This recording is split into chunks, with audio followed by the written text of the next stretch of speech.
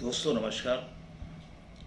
हमारे ज्योतिष के YouTube चैनल डिवाइन एस्ट्रो में मैं ज्योतिषविद राजेश साहनी अपने सभी दर्शकों का हार्दिक स्वागत करता हूं, अभिनंदन करता हूं। दोस्तों, जैसा कि हमने अपना पिछला वीडियो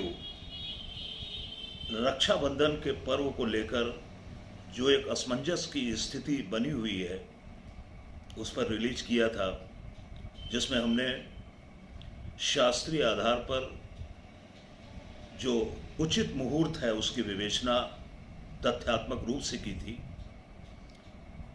लेकिन अभी भी बहुत सारे प्रश्न हैं जनमानस के मन में, हमारे मित्रों के मन में। तो मुझे ऐसा लगा कि एक और वीडियो हम रक्षाबंधन पर बनाकर इन सभी शंकाओं का, जो कि एक सहज शंकाएं हैं जो कि अफवाहों के रूप में फैलाई गई हैं, भ्रामक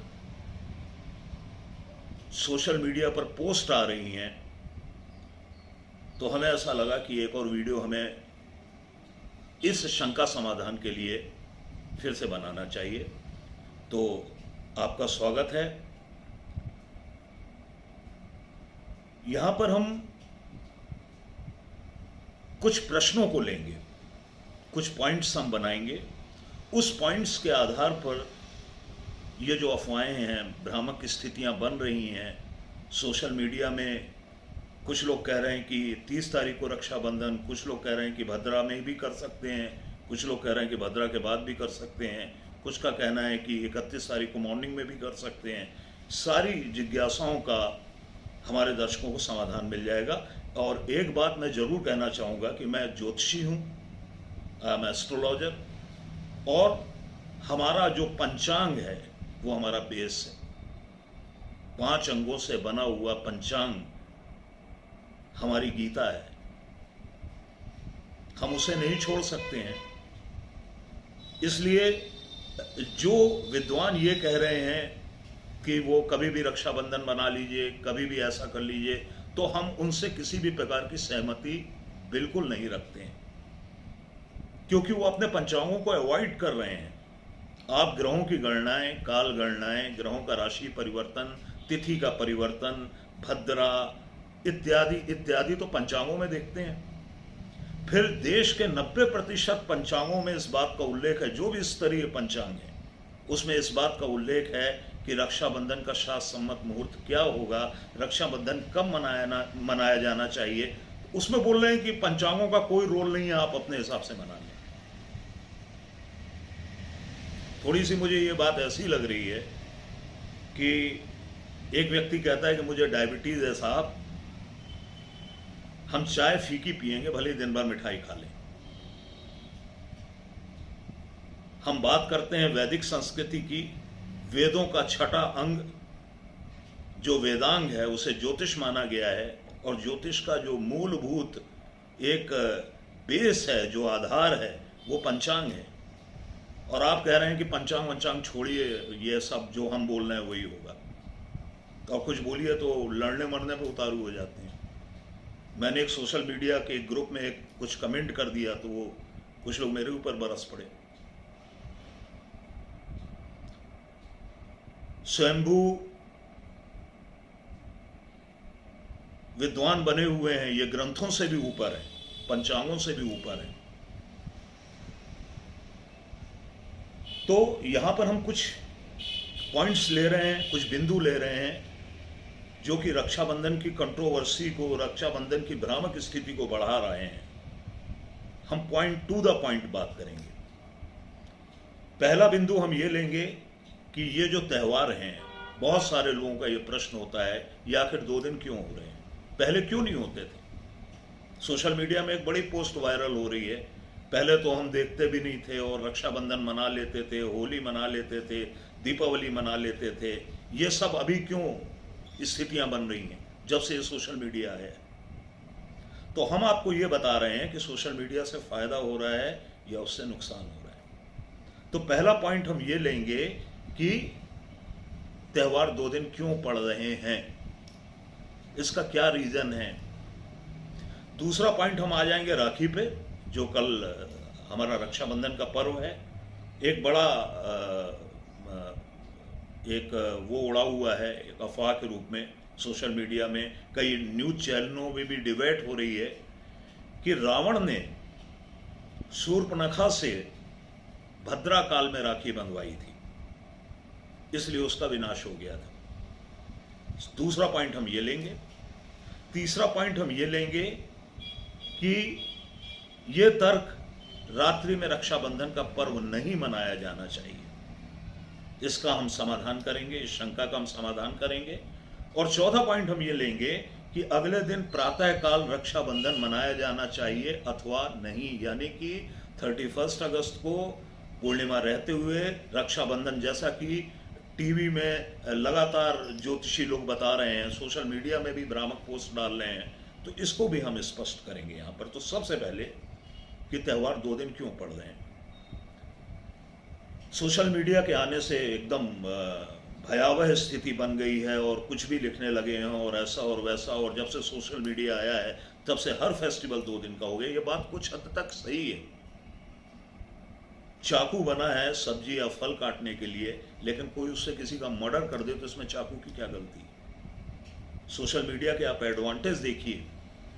मैं एक छोटा सा उदाहरण आपको दूंगा कि सन 2007 में जब मैंने अखबारों में लिखना शुरू किया तो मैं देखता था कि मुझसे पहले के जो जोशी थे वो होलिका दहन के अवसर पर उसका मुहूर्त नहीं बताते थे, प्रहलाद की कहानी लिख देते थे अखबारों में। दीपावली उसके साथ सम्मत मुहूर्त नहीं बताते थे, दीपावली की कथा लिख देते थे और बताते थे कि दीपावली को ऐसे 5 दीपक जलाइए, 7 दीपक जलाइए, जो घर की महिलाएं आमतौर पे करती हैं। ऐसे रक्षाबंधन होता था तो रक्षाबंधन की कहानी बताते थे कि द्रौपदी ने श्री कृष्ण को ये राखी बांधी और ऐसा हुआ और वैसा हुआ, तब से रक्षाबंधन प्रश्न मुहूर्त खा जाते थे। माने अपने शहर में यदि किसी ज्योतिषी ने सबसे पहले मुहूर्त देना शुरू किया है अखबारों में, न्यूज़पेपर्स में, तो शायद वो मैं पहला हूं। और मैंने देखा उसका इतना सकारात्मक प्रभाव पड़ा कि यदि हम बताते थे कि होलिका दहन रात में 10 बजे के बाद करना चाहिए, तो हम देखते थे पूरे शहर में 10 बजे के आसपास होलिका जल रही है। बड़ा अच्छा लगता था देख, क्योंकि हमारे मुहूर्त, हम शास्त्रीय मान्यताओं का पूरा मुहूर्त के निष्पादन में ध्यान रखते थे। तो पहली बात तो यह आपकी बात का जवाब है कि पहले मुहूर्त की तरफ अवेयरनेस नहीं थी, जागरूकता नहीं थी, लोग इतने अवेयर नहीं थे। जैसे जैसे धर्म के प्रति लोगों की जागरूकता बढ़ रही है, लोग धर्म भीरू हो रहे हैं, धार्मिक पहले आप देखिए, अपनी बात काट रहा हूं, धार्मिक स्थलों में देखिए, आप तीर्थ स्थानों में देखिए, आपको इतना रश मिलता था क्या? अभी मैं मथुरा वृंदावन गया था, मथुरा वृंदावन बरसाना तीनों क्षेत्रों में एक एक मंदिर में पैर रखने की जगह नहीं थी। जबकि मेरे कुछ परिचितों ने बताया कि आज से 5 साल पहले, 10 साल पहले ये स्थान बिल्कुल खाली रहते थे। किसी भी देश के तीर्थ स्थान में चले जाइए, इवेंटली आप बद्रीनाथ, कैलाश मतलब कैलाशनाथ तक में चले जाइए, आप अमरनाथ में चले जाइए, आपको दुनिया भर की भीड़ मिल जाएगी। इससे एक चीज प्रूफ होती है कि लोगों की धर्म के प्रति अवेयरनेस, धर्म के प्रति जागरूकता बढ़ रही है। सीधी सी बात है, सोशल मीडिया के माध्यम से लोग मुहूर्तों को भी टटोलने लगे हैं। पहले क्या होता था, हमारे घर में एक कैलेंडर लटका रहता था। सबसे बड़ी समस्या, कैलेंडर क्या है वो आप जाने, मैं नाम नहीं लूंगा किसी का। एक कैलेंडर लटका रहता था और वो कैलेंडर जो बताता था हम उसी को मान लेते थे। जबकि तीज त्योहारों और उसके मुहूर्तों का निर्धारण कहां से होता है? पंचांगों से होता है। पंचांग किनके पास होते थे? ज्योतिषियों के पास होते थे, कर्मकांडी विद्वानों के पास होते थे, अथवा जो कि ज्योतिष में रुचि रखते हैं उनके पास हुआ करते थे। एक सामान्य जनता अपने घर में पंचांग नहीं रखती थी। वो मुहूर्त किससे देखती थी? तीज त्योहार कहां से देखती थी? उस कैलेंडर से देखती थी जिसकी 90% गणनाएं गलत होती हैं। कैलेंडर होता है, पंचांग और कैलेंडर में बहुत अंतर होता है। अब क्या हुआ है, जो विद्वान ज्योतिषी हैं वो सोशल मीडिया के माध्यम से अच्छे मुहूर्त भी बता रहे हैं। बहुत सारे हमारे विद्वान ऐसे हैं कई पंचांगकर्ता मेरे मित्र हैं, मैं तो स्वयं पंचांगकर्ता नहीं हूं। एक पंचांगकर्ता और फलित ज्योतिषी में अंतर होता है। हाँ, लेकिन मुझे पंचांगों में बहुत रुचि है। कई पंचांगकर्ता मेरे बहुत अच्छे अभिन्न मित्र हैं, उनके माध्यम से मुझे बहुत सारी जानकारी मिलती है जो मैं आप तक पहुंचाता हूं।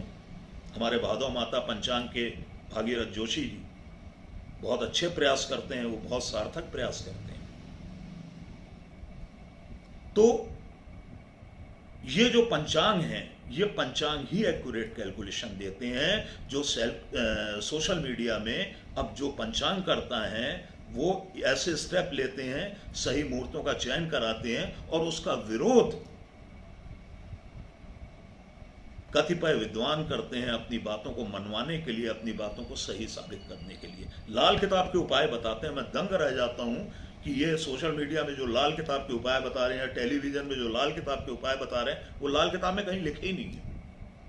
ये बताने के लिए कि हम कुछ अलग कर रहे हैं, हमारी बातें डिफरेंट हैं, हमारी बातें मैच नहीं करती हैं, हम शास्त्रों से भी ऊपर हैं, हम धर्म सिंधु, निर्णय अमृत, काल गणनाओं से भी ऊपर हैं। समय आएगा तो हम पंचांग को भी नहीं मानेंगे। तो ऐसी स्थिति में कुछ नहीं किया जा सकता है। कुल मिलाकर मेरा कहने का मतलब ये है कि ये अवेयरनेस का परिणाम है, हमारी जागरूकता का परिणाम है। हमें कहीं ना कहीं अब मुहूर्त में खलबली मच रही है, मुहूर्त के निष्पादनों में खलबली मच रही है, और एक सही मुहूर्त हम तक पहुंचे इस बात का भी बहुत सारे लोग प्रयास करते हैं। लेकिन कई लोग इस पे एकमत नहीं हो पाते हैं और वो डिस्टर्ब कर देते हैं, इसलिए ये चीज़ें दो भागों में बढ़ जाती हैं। कई बार देश काल परिस्थितियों के अनुसार कई पंचांगों में, जैसे बनारस का पंचांग है, वहाँ की तिथि के अनुसार, वहाँ की सूर्योदय की तिथि के अनुसार जो गणनाएं होती हैं वो हमारे यहाँ से थोड़ी सी डिफरेंट हो जाती हैं। कुछ घंटों का हेर फेर ऐसी स्थिति में भी हो जाता है, तब भी 2 दिन त्यौहार पड़ते हैं। एक मैं आपको बहुत अच्छी बात बताने जा रहा हूँ कि हमारे कांची कामकोठी पीठ के शंकराचार्य जी ने खुद इस रक्षाबंधन के पर्व में इंटरफियर किया। देश भर के पंचांगकर्ताओं की बनारस में मीटिंग बुलाई और वहां पे उन्होंने डिसाइड किया, सबकी बात सुनने के बाद, कि 30 अगस्त को रात्रि 9:03 या 2 मिनट के बाद भद्रा समाप्त होने के पश्चात ही रक्षाबंधन का पर्व मनाना उचित है। एक मत हुए हैं। अब इस एक मत को हाईलाइट करने की आवश्यकता है, जो बहुत जल्दी आप तक ये पहुंचेंगी चीजें, और मुझे पूरा विश्वास है कि जो कंट्रोवर्सी 2-2 दिन की है ये समाप्त हो जाएगी, क्योंकि ज्योतिषियों का एक वर्ग, पंचांगकर्ताओं का एक वर्ग इस दिशा में समुचित प्रयास कर रहा है। हम कैलेंडर से बाहर आ रहे हैं, हम पंचांगों की तरफ आ रहे हैं, हम मूल ग्रंथों की तरफ आ रहे हैं, इसलिए थोड़ी सी कंट्रोवर्सी हो रही है। थोड़ा संयम रखना, धैर्य रखना आवश्यक है। आप अपने विद्वान जोशियों को पहचानिए कि किनके फलादेश सटीक होते हैं, किनकी गणनाएं सटीक होती हैं, और केवल आप उन्हीं की बातों का अनुसरण करिए, हर व्यक्ति की बातों का अनुसरण नहीं करिए, क्योंकि यहां पर भेड़ चाल मची हुई है। दूसरी बात, हम दूसरे बिंदु पर आ रहे हैं कि सोशल मीडिया में बड़ा अभी ये बड़ी तेजी से पोस्ट आ रही हैं कि रावण ने शूर्पणखा से भद्रा काल में रक्षाबंधन करवा लिया था, इसलिए रावण का विनाश हो गया। यहां पर विद्वानों का 2 मत है। मैंने 2 मत देखे हैं। टीवी में मैं कल डिबेट भी देख रहा था, तो उसमें भी देख रहा था कि कुछ विद्वान आपस में चर्चा कर रहे थे, टीवी चैनल वाले बैठा के उनसे बहस करवा रहे थे रक्षाबंधन के मैटर पे।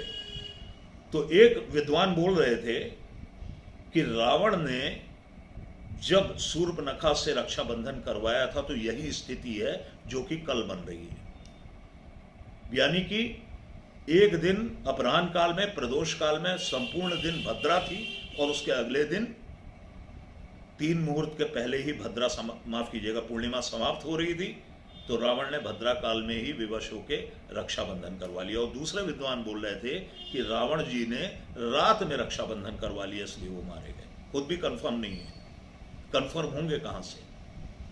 पहली बात तो ये निकल के कहां से आई है ये बात, ये कथा कहां से निकल के आई है, मुझे नहीं समझ में आया। रावण भगवान राम त्रेता युग में हुए हैं। त्रेता के बाद आया है द्वापर। द्वापर में हुए हैं श्री कृष्ण भगवान। भगवान श्री कृष्ण के जन्म समय को अभी लगभग अप्रॉक्स में समझा गया है, यानी कि करीब करीब 5700 साल पूर्व भगवान श्री कृष्ण का जन्म हुआ था, और उसके हजारों वर्ष पूर्व त्रेता था। यानी हजारों वर्ष पूर्व का पंचांग इनके पास मौजूद है। थोड़ा हमें भी दर्शन करा दें। 500 साल तक के पंचांग उपलब्ध नहीं है, और इनके पास त्रेता युग का पंचांग है, जिसके आधार पर यह बता रहे हैं कि जैसा रक्षाबंधन इस वर्ष पड़ रहा है वैसे ही त्रेता युग में पड़ा था, और रावण ने शूर्पणखा से राखी बंधवा ली थी, और इसी कारण उसका विनाश हो गया था। ये सामने खड़े होकर देख रहे थे। इसका मतलब तो ये निकलता है कि ये सामने खड़े होकर देख रहे थे, क्योंकि इसका प्रमाण ना रामचरितमानस में है, ना वाल्मीकि रामायण में है, जहां से राम कथाओं का मूल विवरण हमें प्राप्त होता है, राम जन्म का मूल विवरण हमें प्राप्त होता है, रामायण का मूल विवरण हमें प्राप्त होता है। उन ग्रंथों में कहीं इस बात का उल्लेख नहीं है कि रावण ने शूर्पणखा से भद्रा में या रात्रि में रक्षाबंधन करवा दिया था। तो ये बात कहां से आ गई? यदि किसी के पास इसका प्रमाण हो तो हमें भी दें, हमारी भी जानकारी बढ़ेगी। किसी के पास यदि 10, 15, 20 हजार साल पुराने पंचांग हैं तो उसकी फोटो खींच के हमें भी भेज दें, हम भी दर्शन कर लें। हमारी समझ में तो 500 साल से ऊपर के भी पंचांग नहीं है। 100 साल के, 150 साल तक के पंचांग ही उपलब्ध हो पा रहे हैं।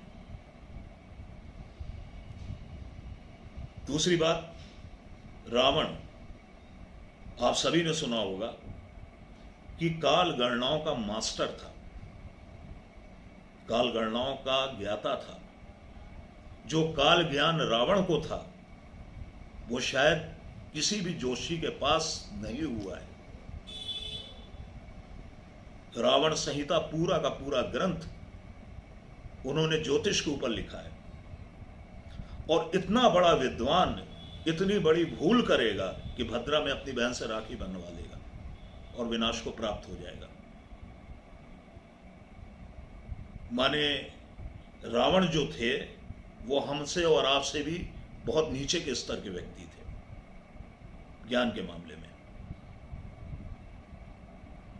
जिन्होंने शिव तांडव स्त्रोत जैसे स्त्रोतों की रचना की। ऐसे विद्वानों की विद्वत्ता के ऊपर भी ये प्रश्न, वो ठीक है एक क्रूर थे, अत्याचारी थे, वो एक अलग मैटर है, लेकिन काल गणनाओं का ज्ञान तो उसको था, ये भगवान राम ने भी एक्सेप्ट किया। तो कुल मिलाकर ये सब अफवाहें हैं, फालतू की बातें हैं, भ्रामक बातें हैं, अपने आप को सर्वोपरि और सर्वश्रेष्ठ बताने वाली बातें हैं। ऐसी बातों के जंजाल में कृपया आप बिल्कुल ना पड़ें। इनका कोई आधार नहीं है, इनका कोई बेस नहीं है। तीसरे बिंदु के ऊपर आ रहे हैं हम कि कहते हैं कि रात्रि में रक्षाबंधन का पर्व नहीं मनाया जाना चाहिए। ठीक है, पहली बात, निर्णय सिंधु में, धर्म सिंधु में, जैसा कि मैंने कल अपने वीडियो में बताया, बिल्कुल स्पष्ट विवरण है कि रात्रि काल में, निशीत काल के पूर्व रक्षाबंधन पर्व के निष्पादन में किसी भी प्रकार का निषेध नहीं है, अति आवश्यक स्थिति में, जो कि इस वर्ष बन रही है। पंचांगकर्ताओं की धर्म सभा में भी एक मत से यह प्रस्ताव पारित हुआ है। मैं कल के वीडियो में भी बोल चुका हूं, जो मैं बोल रहा हूं वो शास्त्रीय आधार पर बोल रहा हूं, मैं अपने मन से नहीं बोल रहा हूं कुछ भी। और मैंने कल भी अपने वीडियो में बोला था कि ऐसे लोगों को कम से कम 3 ग्रंथ अपने पास जरूर रखने चाहिए, धर्म सिंधु, निर्णय सिंधु और निर्णय अमृत, जो कि खेमराज प्रेस मुंबई से प्रकाशित होते हैं। आपकी हर कंट्रोवर्सी खत्म हो जाएगी, आप इस तरीके की बहस ही नहीं करेंगे। तो रक्षाबंधन का नियम क्या है, हम आपकी भाषा में ही आपको समझा रहे हैं। श्रावण मास की पूर्णिमा कि अपराह्न काल में रक्षाबंधन के पर्व का निष्पादन किया जाता है। लेकिन यदि अपराह्न काल भद्रा से युक्त हो तो फिर हम प्रदोष काल को लेते हैं। अब प्रदोष काल को समझें क्या होता है। सूर्यास्त के बाद की 6 घटी तक का यानी 2 घंटे 24 मिनट तक का समय प्रदोष काल होता है। अभी हमारा अगस्त माह चल रहा है, लगभग 6:30 पौने 7 बजे के लगभग देश के हर हिस्से में सूर्यास्त हो रहा है। अब इसमें आप 2 घंटे 24 मिनट जोड़ दीजिए। कल मैंने रीवा का प्रदोष काल निकाला तो रात्रि 8:50 पर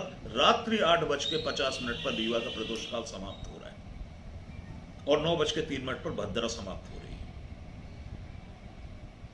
तो प्रदोष काल कब आता है? प्रदोष काल रात्रि में आता है। 7 बजे भी प्रदोष काल होता है, रात्रि 8 बजे भी प्रदोष काल होता है और कभी कभी रात्रि 9 बजे तक भी गर्मियों में प्रदोष काल होता है, जब सूर्यास्त 7 बजे के आसपास होते हैं। अगस्त में भी लगभग 8:50 8:55 तक प्रदोष काल होता है और यह शास्त्रीय प्रमाणिक है कि अपराह्न काल या प्रदोष काल में ही रक्षाबंधन पर्व मनाया जाना चाहिए। तो प्रदोष काल हम लेंगे तो प्रदोष काल तो ऑलरेडी रात में आएगा, फिर कैसे कह रहे हैं कि रात में रक्षाबंधन का पर्व नहीं मनाया जाना चाहिए? एक तरफ बोल रहे हो कि प्रदोष काल में मनाना चाहिए और दूसरी तरफ बोल रहे हो कि रात में नहीं मनाना चाहिए। प्रदोष काल कब होता है? रात में होता है, सूर्यास्त से 2 घंटे 24 मिनट के बाद होता है।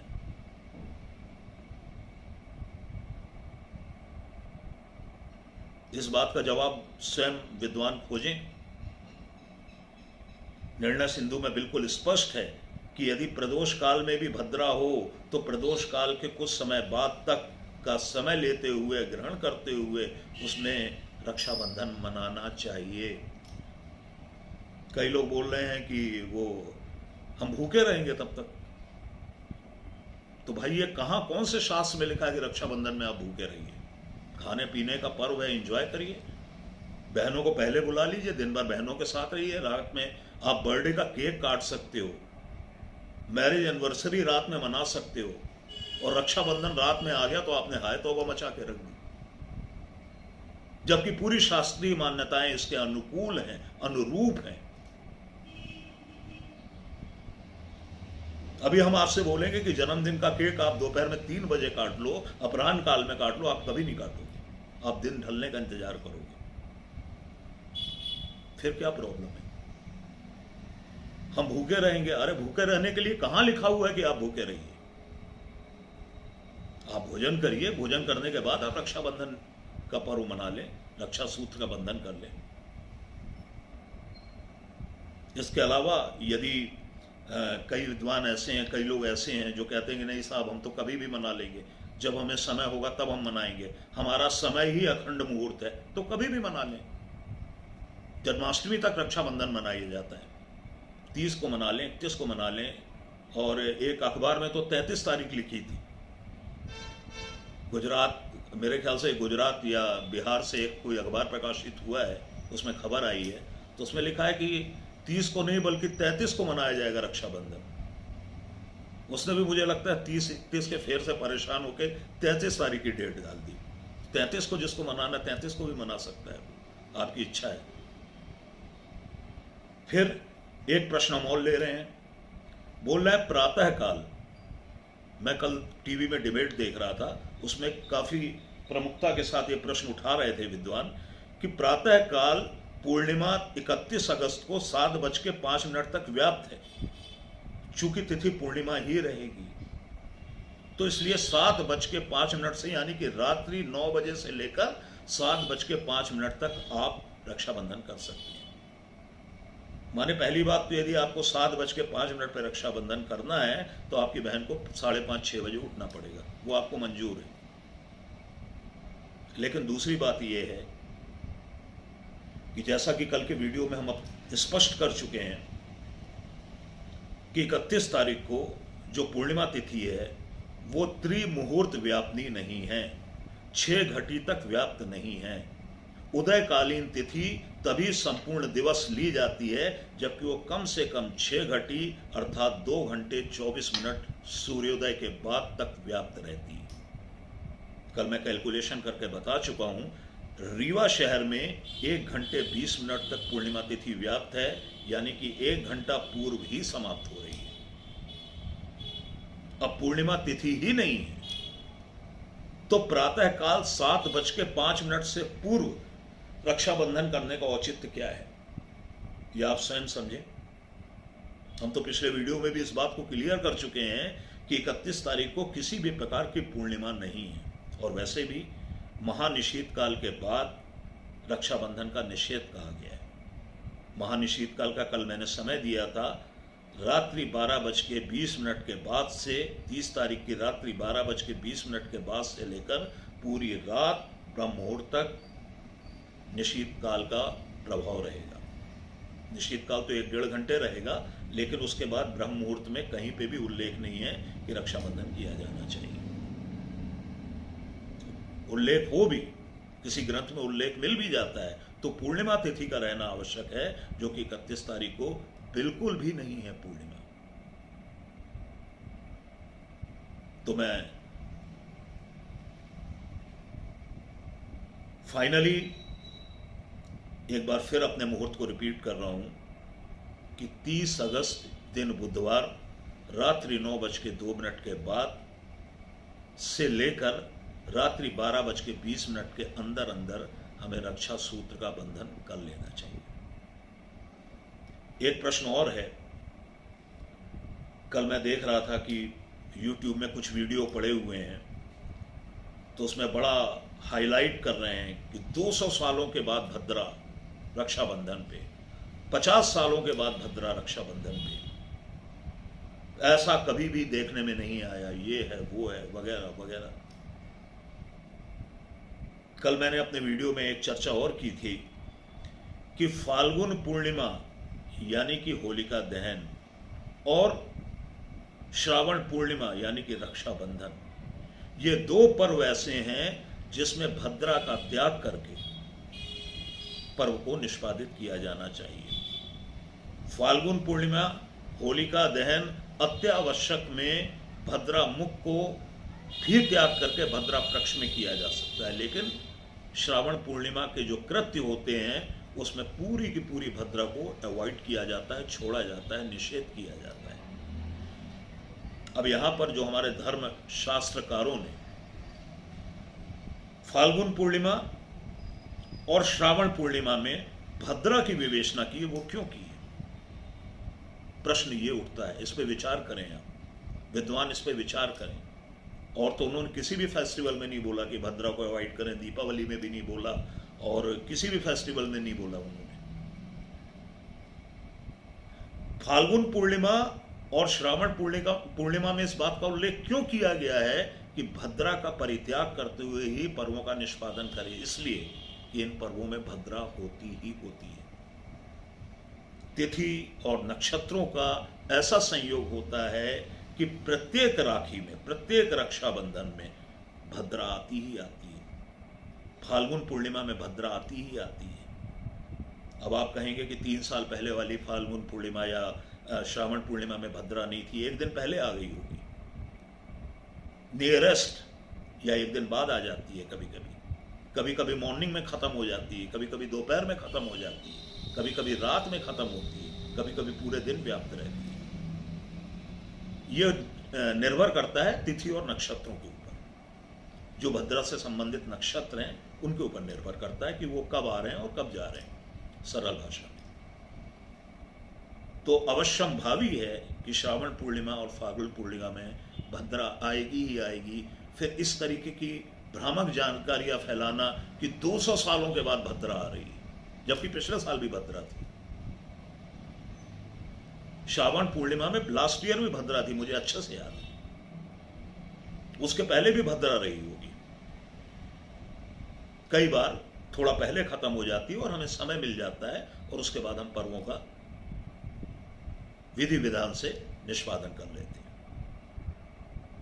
बस मेरा उद्देश्य यही है कि जो सोशल मीडिया में रक्षाबंधन को लेके एक बड़ा भ्रामक माहौल मनाया जा रहा है, अफवाहों का दौर है, इससे आप इसके चक्कर में ना पड़ें। यदि आप उचित मुहूर्त पे, यदि आप मुहूर्त को मानते हैं धर्म में आस्था रखते हैं, ज्योतिष में आस्था रखते हैं, तो मुहूर्तों का अनुमोदन करें, मुहूर्तों का उसका प्रभाव हमारे समाज पर, हमारे जनमानस पर ना पड़े और हम सभी अपने शास्त्रों के अनुकूल, अपनी परंपराओं के अनुकूल, अपने ग्रंथों की मर्यादाओं को देखते हुए रक्षाबंधन का ये पर्व मनाएं, ताकि भाई बहनों के प्रेम का यह पर्व आपके लिए सुख, सौभाग्य और समृद्धि कारक हो। यही कामना है हमारी। इसी के साथ ही हम आपसे विदा लेना चाहेंगे। शीघ्र ही एक नए वीडियो के साथ आपसे बहुत जल्द फिर मुलाकात होगी। तब तक के लिए जय श्री कृष्ण।